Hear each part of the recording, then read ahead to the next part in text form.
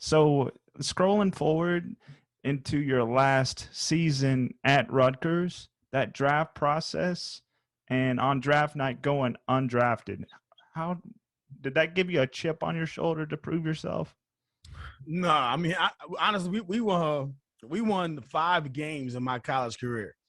So those are definitely character building years, for me in my life. For So sure. I didn't think that, I was going to get recruited. I had really good numbers on my pro day, solid numbers, definitely ranked in the top 5 or 10 of the linebackers coming out that year.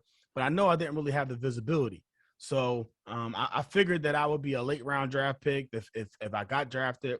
In free agency, man, I just one of those kids. You just want a shot. Just give me a chance. Let me get my foot in the door, and I'll do the rest. And I was thankful that Indianapolis Colts gave me that shot.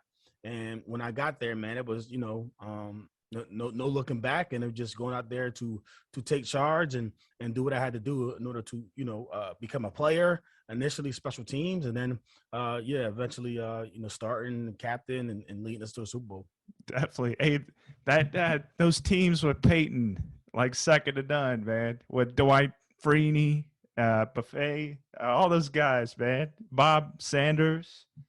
But going against Peyton at practice, how did the defense get under his skin, man? Tell it to my audience, man.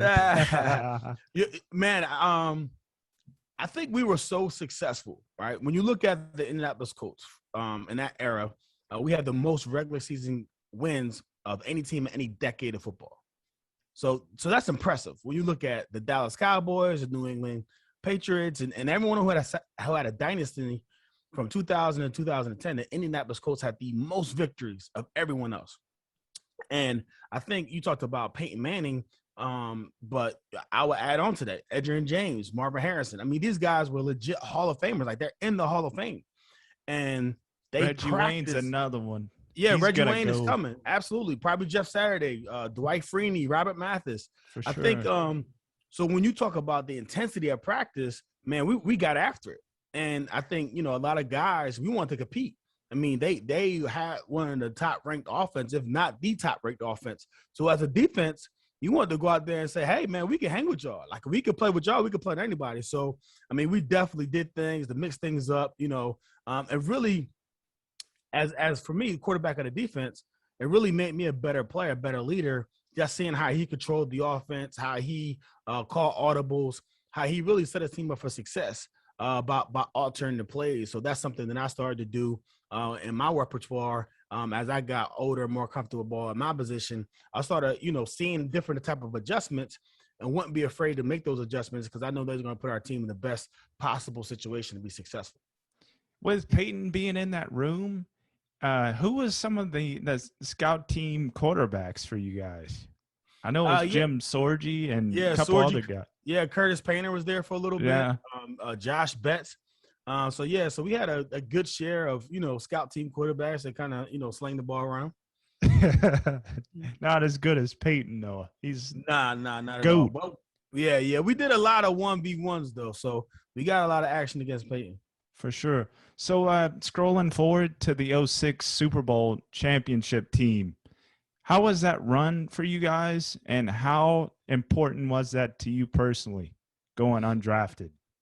Yeah, man. I think, I talked about the success we had in the regular season, but for one reason or another, it just didn't show up in the playoffs. And, that 05 season when we lost against the Steelers, really stung. And I think heading into that next season, man, we really want to get a championship, right? We had a solid team. We know we had all the pieces, but it was just about coming together at the right time. And we struggled a little bit in December, hitting, and you really want to start playing your best football, in the later on in the season, but we didn't do that. So by the time, the playoffs came around, we really just brought into each other and brought into trusting and doing your own job. And I think we really simplified things offensively, defensively, and really worried about execution. And, we executed against Kansas City, executed against Baltimore, obviously a comeback victory, the AFC Championship game against the Patriots. And then honestly, getting to the Super Bowl, I mean, it rained, it was a little wet, but if it wasn't, we probably blew out the Chicago Bears. They were definitely unmatched.